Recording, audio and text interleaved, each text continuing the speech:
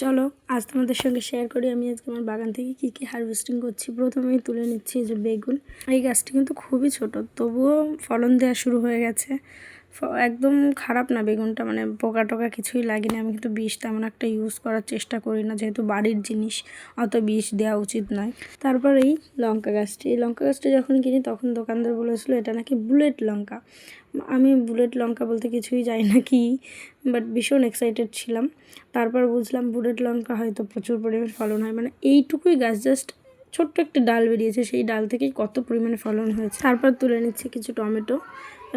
Tomato গাছটা কি যেন হয়েছে, নষ্ট হয়ে যাচ্ছে। আর এই কাঁচি দিয়ে কাটা কিন্তু আমার বুদ্ধি না, আমার ভাইয়ের বুদ্ধি। ওনাকে ভিডিওতে দেখেছে সব জায়গায় হারভেস্টিং করে কাঁচি দিয়ে, তাই নাকি মহারাজার ইচ্ছা হলো কাঁচি দিয়ে কাটবে। চলো কাটো, কোনো সমস্যা নেই, আমার গাছের তো কোনো ক্ষতি হবে না। তারপর কিছু ফুল তুলছে, পুজোর একবারে ওকে দিয়েই ফুল তুললাম। আর এই সেই গাছটি, যে গাছটি একটা গাছেই এত কামাল দেখিয়ে দিল ভাই, কি বলবো।